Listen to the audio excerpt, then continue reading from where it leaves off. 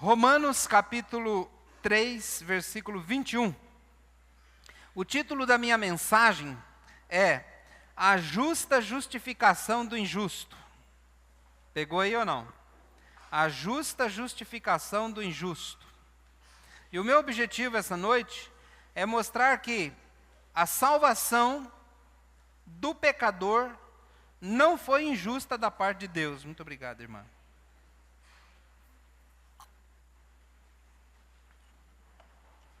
A justa justificação do injusto. Romanos capítulo 3, versículo 21, diz assim a palavra do Senhor: Mas agora se manifestou uma justiça que provém de Deus, independente da lei, da qual testemunham a lei e os profetas. Justiça de Deus mediante a fé em Jesus Cristo, para todos os que creem, não há distinção, pois todos pecaram e estão destituídos da glória de Deus, sendo justificados gratuitamente por sua graça. Estou no versículo 24 e vou ler de novo. Sendo justificados gratuitamente por sua graça, por meio da redenção que há em Cristo Jesus. Deus o ofereceu como sacrifício para propiciação, mediante a fé, pelo seu sangue, demonstrando a sua justiça. Em sua tolerância, havia deixado impunes os pecados anteriormente cometidos, mas no presente demonstrou a sua justiça, a fim de ser justo e justificador daquele que tem fé em Jesus. Louvado seja o nome do Senhor. Queria que você imaginasse agora um tribunal. Já assistiu aqueles filmes que tem tribunais? O que tem num tribunal? Tem o juiz, tem o réu, tem a acusação e tem a sentença, certo?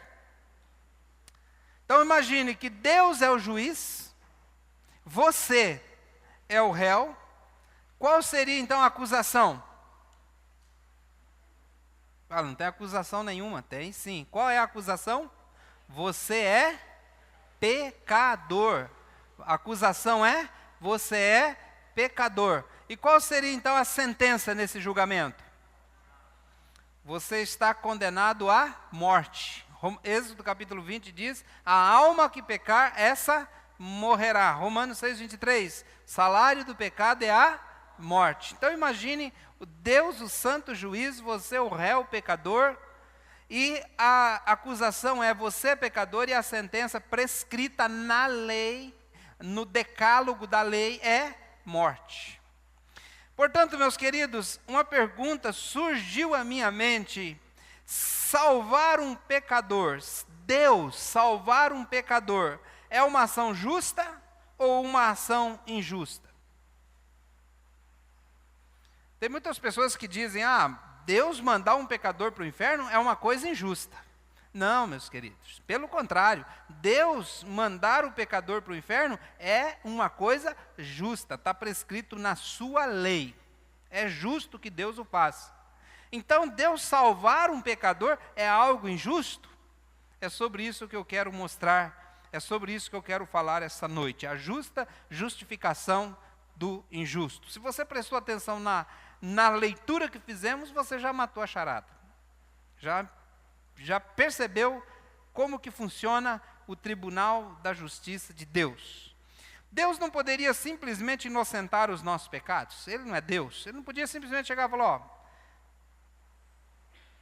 não deve mais nada, não deve mais nada, não deve mais nada, não deve mais nada, não deve mais nada, não deve mais nada, não deve mais nada, não deve mais nada. Ninguém mais deve mais nada, está todo mundo inocentado. Por que Deus não poderia fazer isso, irmãos? Porque Deus não pode ser injusto. Deus não pode ser injusto. Muito menos Deus pode ser imparcial. Porque se salvar inocentar todos os pecadores fosse algo injusto da parte de Deus, imagine inocentar só alguns e condenar os outros. Seria uma injustiça maior. Deus não pode ser imparcial. Em outras palavras, para Deus ser justo e imparcial, Ele deveria nos condenar e não nos justificar. Por quê? Porque todos os seres humanos, sem exceção, são pecadores, como nós podemos ler nessa noite em Romanos 3:23.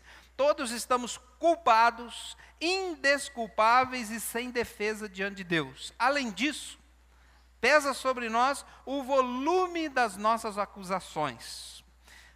Se você quebrar um dos 10 mandamentos, você seria condenado pela lei de Deus prescrita por Moisés. Mas você quebrou os 10.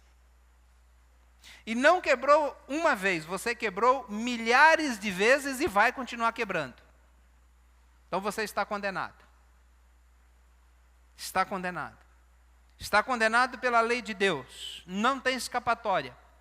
Não há, como diz o texto aqui, não tem que abrir a boca para se defender. Está condenado. Então, Deus não poderia nos salvar mediante os nossos méritos? Então, se Deus não pode simplesmente inocentar o pecador, Deus não poderia, então, nos inocentar mediante os nossos méritos? Não. Por que não? Porque um mérito não anula um crime. Onde você já viu isso? Mérito anula crime? O cara vai, assalta o banco. Depois ele dá 5 cestas para os pobres. Pesou na balança, equilibrou, está inocentado do crime de ter assaltado um banco. É assim que funciona? Claro que não, irmãos. Aonde que lei no mundo você já viu que algum tipo de mérito anula o crime cometido? Então, como é que alguém pode querer ser salvo diante de Deus por méritos? É impossível. Se você veio do catolicismo romano, você foi ensinado que você tem que praticar boas obras para pesar na balança de Deus, e se as tuas obras más forem mais leves do que as suas obras boas e a balança ficar favorável a você, tipo mais ou menos assim, Deus te dá uma nota pelo seu mérito e dá um demérito pelas suas faltas, então você no final tira uma média, se tirar 5, céu. Não, 5,5, né? Se tirar 5, inferno. Não é assim que funciona em lugar nenhum do mundo, a lei funciona assim. O homem pode ter cometido uma pessoa boa a vida toda, pode ter cometido boas ações, sido um bom cidadão, mas se ele cometer um crime, ele está condenado pelo crime que cometeu. E nós não cometemos um crime, nós cometemos todos. Diante da lei de Deus, nós tornamos-nos culpados. Então não adianta praticar mérito agora. Entendeu ou não? Não adianta praticar boas ações. Eu vou fazer, de hoje em diante vou ser bom. Já era. Não tem mais jeito.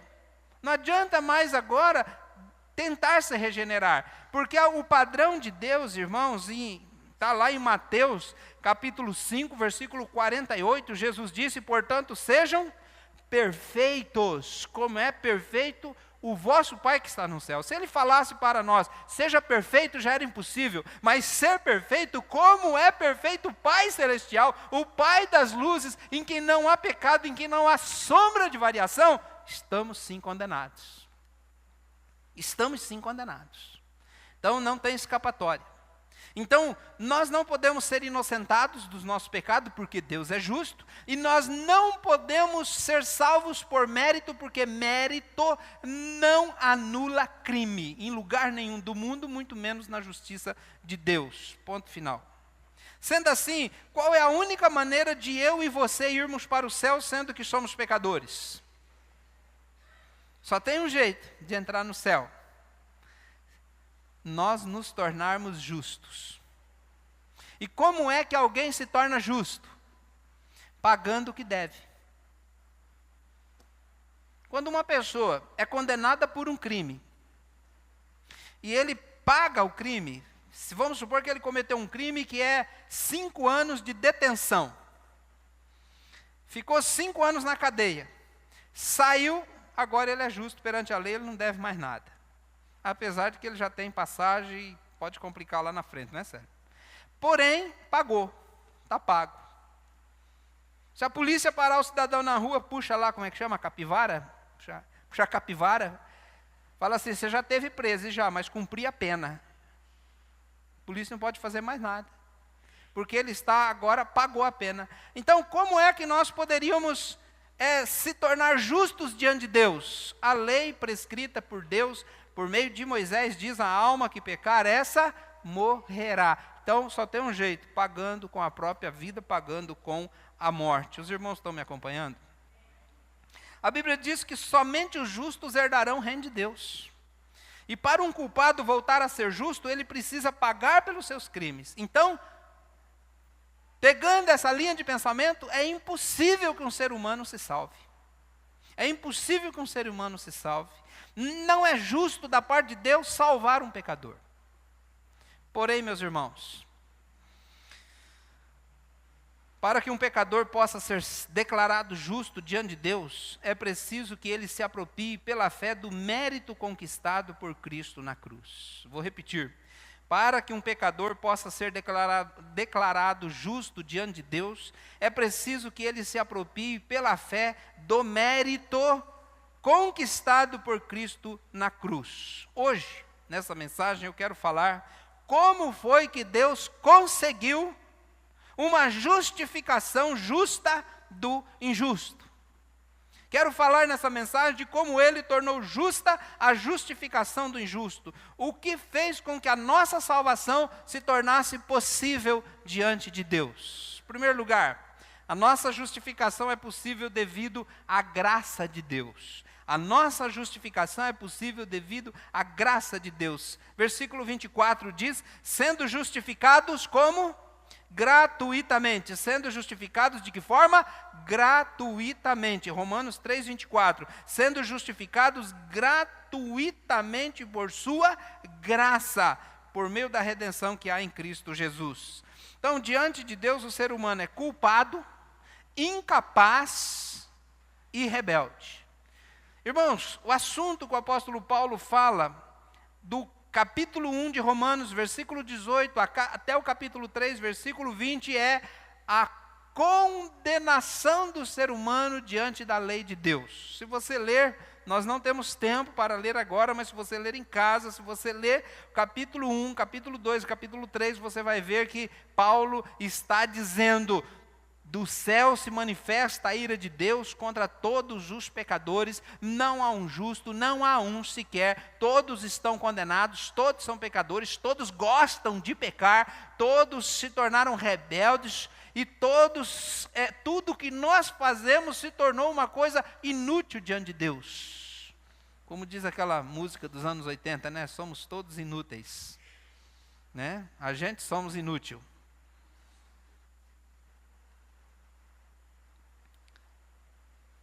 Então, para sermos salvos, presta atenção, a iniciativa partiu de Deus.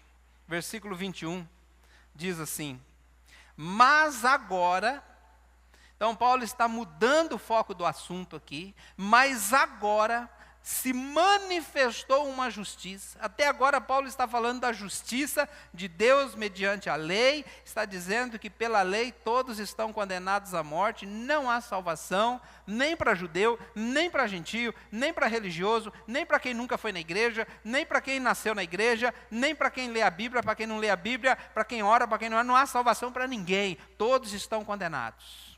Mas agora, irmãos, olha o que ele diz, presta atenção no que ele diz no versículo 21.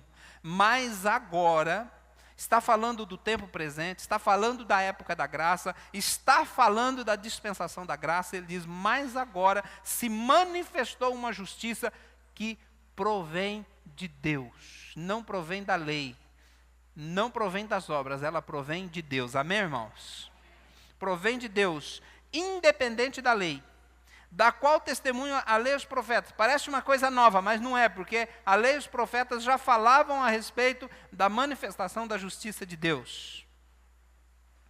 Justiça, versículo 22, justiça de Deus, mediante a fé em Jesus Cristo. Portanto, meus irmãos, tudo o que o homem não consegue fazer por esforço próprio, Deus lhe concede a graça. Não precisa abrir, mas Efésios 2, 8 e 9 diz, quem souber fala comigo: porque pela graça sois salvos por meio da fé, isso não vem de vós, é dom de Deus, não vem das obras para que ninguém se glorie, porque somos feitura sua, criados em Cristo Jesus, para as boas obras, as quais Deus preparou de antemão para que a realizássemos. Portanto, a salvação não é pelos méritos nem pela lei, por guardar a lei. A salvação, ela provém de Deus, a manifestação da justiça de Deus. Amém? E por que graça? Primeiro, porque não merecíamos ser salvos, pois éramos todos culpados aos olhos de Deus, e só merecíamos condenação. Mesmo assim, Ele resolveu nos salvar. Segundo, é graça, porque Jesus fez o que nós não poderíamos fazer. Isso é muito importante, irmãos. É muito importante que você entenda isso. É muito simples, e talvez nós poderíamos dizer simplório, dizer assim, Jesus morreu na cruz por mim. Não, Jesus fez muita coisa por você. Jesus viveu a vida justa que você não poderia ter vivido. Jesus morreu a morte que era para você ter morrido. E Jesus, Ele levou sobre si a ira de Deus, que era para você ter levado. Então, Jesus fez o que nós não poderíamos fazer. Viveu a vida de perfeição, pagou a culpa que não tínhamos condições de pagar, como diz em Isaías 53, versículo 5, mas Ele foi transpassado por causa das nossas transgressões, foi esmagado por causa de nossas iniquidades, o castigo que nos traz paz estava sobre Ele, e pelas suas feridas fomos curados. Terceiro lugar, é graça, porque Ele tomou a iniciativa de nos buscar, não esperou que fôssemos ao seu encontro, aliás, nós não iríamos. A Bíblia diz aqui no texto de Romanos, não há ninguém que busque a Deus. Portanto, em primeiro lugar, eu quero deixar claro, irmãos, a nossa justificação é possível por causa da graça de Deus. Segundo lugar, a nossa justificação é possível devido à obra de Cristo Jesus. Qual é a obra de Cristo? É a morte na cruz. A justificação, a palavra justificação é um termo legal que se refere, usado nos tribunais na época do Império Romano ali, que se refere ao ato de declarar uma pessoa justa. Então, quando o juiz, olha só, quando um criminoso era colocado diante do juiz, depois de avaliada todas as questões, ele iria dar a sentença, e a sentença podia ser duas. Qual era? Condenado ou absolvido. O que é a justificação de Deus? É Deus sentado no seu tribunal, olhando para nós pecadores, e olhando para nós, Ele vai dar a sentença. E Ele vai dar a sentença dizendo, absolvido, inocentado do pecado. Isso é a doutrina da justificação. Agora, presta atenção num detalhe muito importante. Porque muitas pessoas, ao ouvirem a doutrina da justificação, Deus declarando que nós estamos justificados diante dEle, muitas pessoas acham que isso significa que Deus cancelou nossos pecados, que nós nos tornamos puros e santos diante dEle. Não, irmãos, porque isso não isso é um termo jurídico. Então, o que está envolvido na justificação do pecador? Não que ele está inocente, não que ele deixou de ter os seus pecados e a culpa dos seus pecados. Não. A justificação não tira os pecados. Ela tira a culpa do pecado. Nós continuamos sendo pecadores depois de justificados? O que você acha? Avaliando pela sua vida, avaliando pelo seu jeito de agir. Sim. Então, o que foi que aconteceu ali na justificação? Deus tirou a culpa pelo nosso pecado. Tá certo? Essa é uma declaração judicial do tribunal de Deus, que significa que Ele não vai mais nos condenar. A sentença não será condenatória, mas será de absolvição da nossa culpa. Como nós já vimos, Não seria contraditório, injusto, um Deus santo, justo e irado contra o pecado, absolver pecadores no seu tribunal? Seria. Se as nossas próprias obras, se os nossos próprios pecados, se as nossas próprias iniquidades fossem a base da justificação. Indubitavelmente seríamos condenados. Porém, Deus nos declara justificados, não com base no nosso mérito.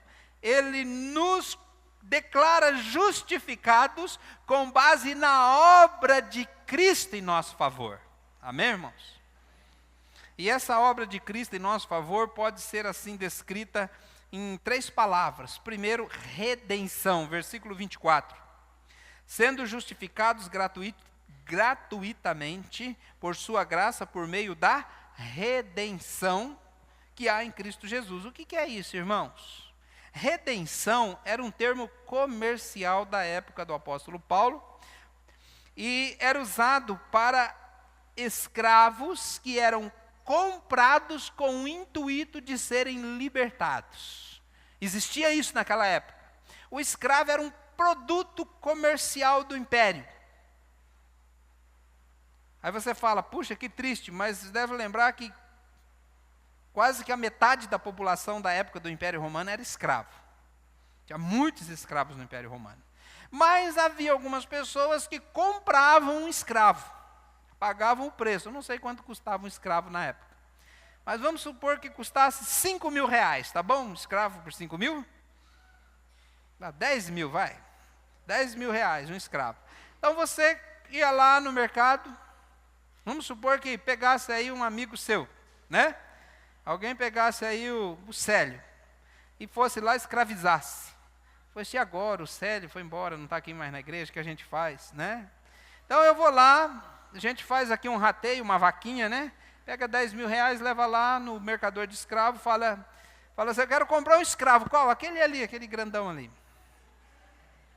Né? Deve ser bom de serviço. Aí você fala assim, olha, eu quero comprar, quanto que é? 10 mil reais, faz um desconto? Não dá, então tá bom, está aqui o dinheiro. Aí, pega ele e fala, meu querido, agora você está livre, está aqui. Rasgar o documento, né? Você é uma pessoa livre agora. Então isso é resgate. Resgate. É usado o termo hoje em dia também quando é sequestrado alguém, para dar o resgate. Então é o resgate por uma vida. Então nós fomos resgatados. Marcos 10, 45 diz, pois nem mesmo o Filho do Homem veio para ser servido, mas para servir e dar a sua vida em resgate de muitos. Cristo pagou para deixarmos de sermos escravos do pecado e sermos o seu povo. Logo, tudo que foi pago não foi com o nosso próprio esforço, e sim foi pago com o sangue de Cristo Jesus na cruz do Calvário. Segunda palavra é a propiciação. Romanos capítulo 3, versículo 24. Justiça de Deus mediante a fé em Jesus Cristo para todos os que creem, não há distinção. Pois todos os pecados estão destituídos da glória de Deus, sendo justificados gratuitamente por sua graça, por meio da redenção que há em Cristo Jesus. Deus o ofereceu como sacrifício para propiciação, mediante a fé pelo seu sangue. Eu li um pouquinho mais aqui, mas a palavra propiciação significa aplacar a ira. Significa tornar favorável. Você já viu, sabe a função do para-raio? Você sabe que um raio é um negócio muito poderoso, né? Eu vi uma foto num pasto, mais de 30 cabeças de gado. E você sabe que vaca, boi é um bicho grande. Pesa aí seus 400, 500 quilos. É um animal forte, grande. E eles, durante uma tempestade, se abrigaram, mais de 30 cabeças de gado, né? Não só a cabeça, a vaca também. Estavam ali debaixo da árvore. É assim que fala, vocês entenderam. Só eu que não entendi. Estava todo mundo ali debaixo da árvore. E caiu a árvore, atraiu um raio. O raio caiu ali, matou todas as vacas. Todas. E na filmagem parecia saindo fumaça do corpo do bichinho. Agora imagina se cair na tua cabeça. Sozinho, não tiver nem uma vaca para ajudar. Então, o raio é um negócio muito poderoso. Então, é colocado nos prédios, nos lugares, para-raio. O que o raio faz? O que o para-raio faz? Ele recebe a descarga daquele raio e ele leva para dentro da terra para não pegar pessoas. Ele atrai para si. A função do para-raio é atrair o raio para não cair sobre as pessoas. Portanto, meus irmãos, Jesus Cristo, ele foi tipo o para-raio da ira de Deus sobre nós. Em vez da ira de Deus cair sobre a nossa cabeça, agora você imagina se um raio é poderoso, imagina o derramar da ira de Deus, meus irmãos. Muito mais poderoso, muito mais terrível o derramar da ira de Deus. Você tem alguma dúvida sobre isso? Leia o livro de Apocalipse. Você vai ficar assustado com o poder devastador do derramar da ira de Deus. Mas Jesus naquela cruz funcionou como um para-raios. Em vez da ira de Deus cair sobre a humanidade pecadora, a ira de Deus foi derramada sobre Jesus. Essa é a doutrina da propiciação. Cristo assumiu o nosso lugar debaixo da ira de Deus, poupando-nos assim de sermos condenados. E a terceira palavra aqui é imputação. Imputação. Deus não, agora presta atenção. Deus não anulou a sua justiça e simplesmente nos absolveu. Pelo contrário, por meio da morte de Jesus, a justiça de Deus foi feita. E esse entendimento é muito importante, irmãos. Então, Deus não é injusto em salvar um pecador, não. Na verdade, Deus fez isso com justiça. Mas se nós estamos vivos e vamos viver eternamente, então, como foi que Deus foi justo? Deus imputou a justiça dele na pessoa de Cristo Jesus. Então a palavra imputação significa que Deus colocou sobre Jesus, os nossos pecados sobre Jesus, tá? E colocou a justiça de Cristo sobre nós. Então houve uma troca aí. Colocou as nossas culpas sobre ele e colocou a justiça de Cristo sobre nós. Imaginem, lá em Apocalipse,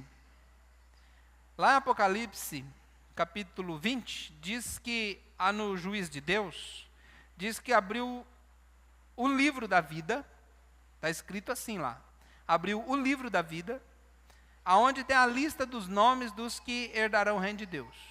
E abriram-se outros livros, não da vida, outros livros, aonde estão registrados os nossos pecados.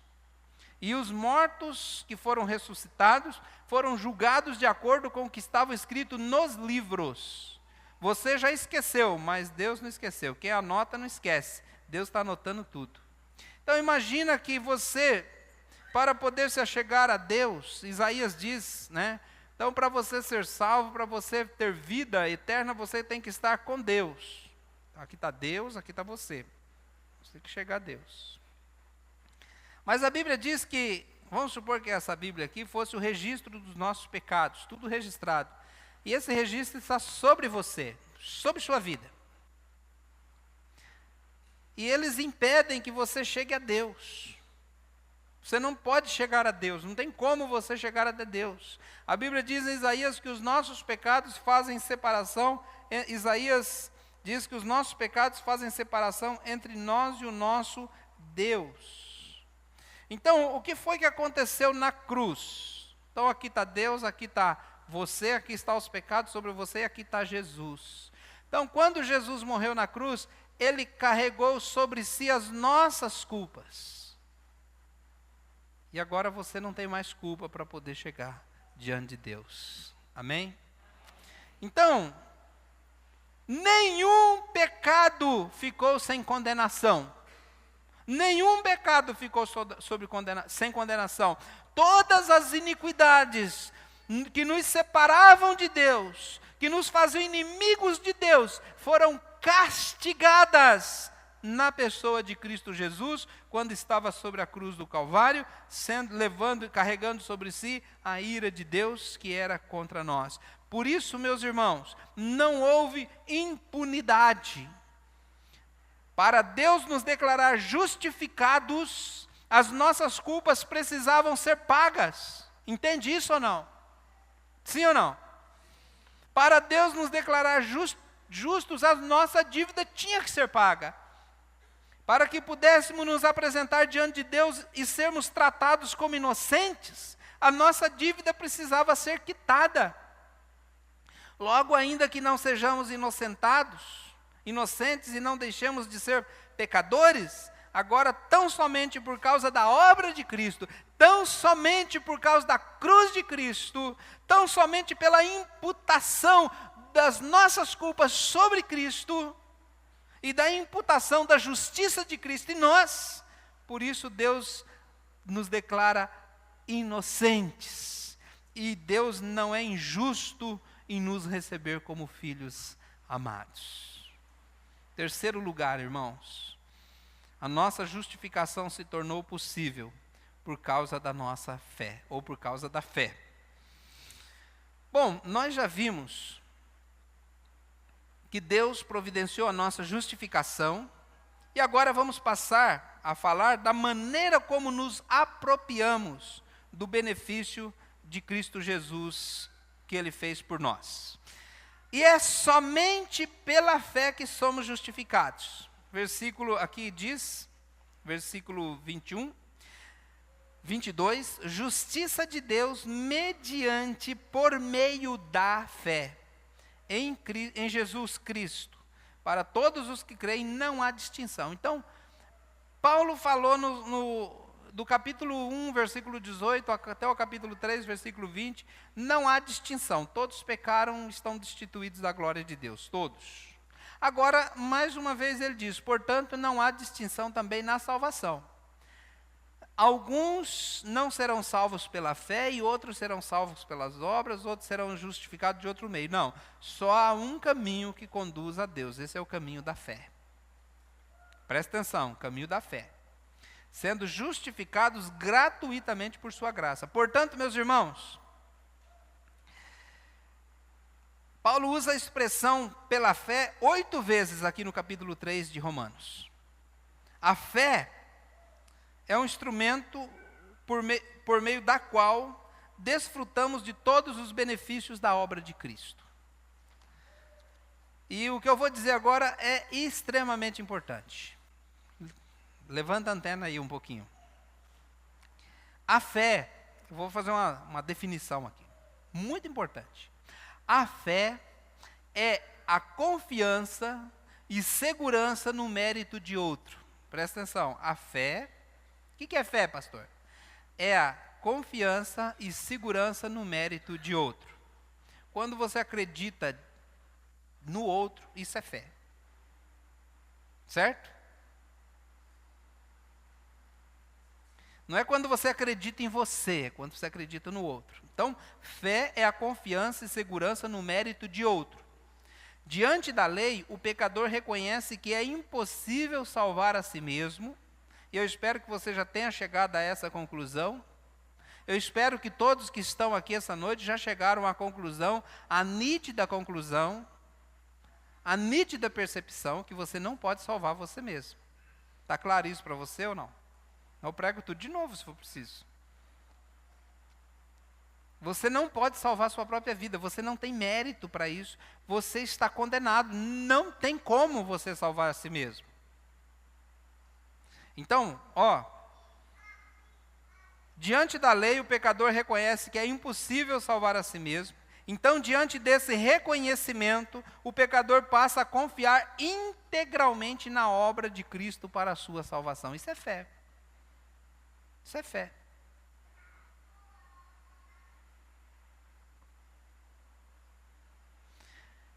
E essa fé, chamada pelos teólogos de fé salvadora, a fé que salva, envolve 3 elementos básicos. Em primeiro lugar, é o conhecimento. Muitos dizem que têm fé em Jesus, mas não sabem nada a respeito de Jesus. Então, essa fé não é uma fé válida e salvadora. Muitos se filiam às igrejas só porque a mensagem faz bem ao seu coração, a mensagem lhe faz sentir melhor, porque gostam do louvor, da música, ou possuem amigos na igreja, mas nada sabem a respeito do pecado e da salvação. Como que uma pessoa que não conhece os termos do Evangelho pode ter fé? A resposta é: não pode. A fé vem pelo ouvir, Romanos 10, 17. A fé vem pelo ouvir e ouvir a mensagem de Cristo. Então, esse negócio da pessoa fala, não conhece nada sobre Jesus, não conhece o plano da salvação, não conhece a obra de Cristo na cruz e diz, eu tenho muita fé em Jesus. Ele tem fé, mas não tem fé salvadora. A fé dele não pode salvá-lo, porque ele não conhece a obra da salvação. Ele não está tendo uma fé correta. Então, para muitos que se dizem evangélicos, Jesus é apenas um símbolo, um amuleto da sorte, mas não é o Salvador. 2 Timóteo 1,12, Paulo diz, mas eu sei em quem tenho crido. Estou bem certo que Ele é poderoso para guardar o meu depósito até o dia final. Eu sei em quem eu creio. Eu sei por que eu creio. Eu sei em quem tenho crido. É preciso saber em quem você crê. Segunda palavra é a aceitação. Também é necessário, existe a necessidade da aceitação ou convicção de que a mensagem do Evangelho é algo pessoal. Não basta apenas conhecer o Evangelho, é preciso crer que ele é verdadeiro, é preciso aceitá-lo, é preciso submeter-se a ele. Presta atenção, temos que estar convictos de que somos pecadores, que Cristo morreu por nós. Alguns até têm um conhecimento intelectual das doutrinas bíblicas, mas falam delas como se fossem ideias abstratas ou simples, meramente filosofias humanas. Ah, tem aquele ali que tem a filosofia religiosa dele é Jesus. A minha filosofia religiosa é ocultismo, é budismo, é isso, é aquilo. Eu tenho a minha maneira de pensar. Não, não existe isso. Você tem que crer que Jesus é o Salvador. Você tem que ir até Ele. Você tem que se submeter ao Evangelho.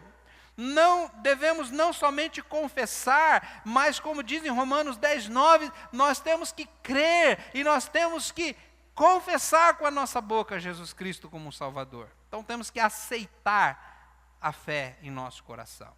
Terceira palavra é compromisso. Conhecimento, aceitação e compromisso. Não basta apenas acreditar meramente na mensagem do Evangelho. Tiago 2,19 diz que até os demônios creem em Deus e estremecem. Mas isso não os salva. Sabe por que não? Porque eles não têm compromisso com Jesus. Nosso compromisso deve ser em obedecê-lo, ser os seus discípulos e submetermos a Ele como Senhor das nossas vidas. O Evangelho envolve mudança de valores, compromisso com o reino de Deus, compromisso com o Rei, compromisso com a mensagem do Rei. Tem que existir em nós o desejo intenso de seguir e obedecer a Jesus. Então não adianta você falar que tem fé se você não obedece. Não adianta você falar que tem fé se você não se submete. Não adianta você falar que tem fé se Jesus não é o Senhor da sua vida. Tanto porque Jesus deu uma palavra dizendo que lá no juízo de Deus, muitos dirão assim, olha, Senhor, Senhor. Mas Jesus vai falar, eu nunca os conheci. Eu nunca os conheci. Eu não sei quem são vocês. Vocês são estranhos para mim. Eu nunca conheci vocês pessoalmente. Então, meus queridos irmãos, tem que haver um compromisso da fé. Eu entendi o que Jesus fez, eu criei e aceitei o que Jesus fez, e eu me submeti à mensagem do Evangelho. Porque evangelho sem transformação não é um evangelho que fez efeito na vida de ninguém. Essa é a verdadeira fé salvadora por meio da qual nós podemos ser justificados. Paulo deixou claro que todos pecaram. Portanto, todos precisam da salvação. A solução de Deus é a justificação pela fé em Cristo Jesus. Tudo que não tínhamos condições de fazer, Ele fez por nós. Jesus viveu a vida que você não viveu. Ele carregou o pecado que você cometeu. É isso que, se você entender isso, você poderá ser salvo. Porém, não é só uma compreensão meramente intelectual. Tem que ter fé salvadora envolvida na questão. Portanto, nós podemos chegar a Deus por meio da fé, a qual nós declaramos, e Deus por meio da fé, a qual Deus nos declarará justificados dos nossos pecados. A nossa justificação é possível devido à graça de Deus. A nossa justificação é possível devido à obra de Cristo na cruz. Mas ela só é possível, fará efeito, se você tiver fé no que Ele fez por você. Vamos orar.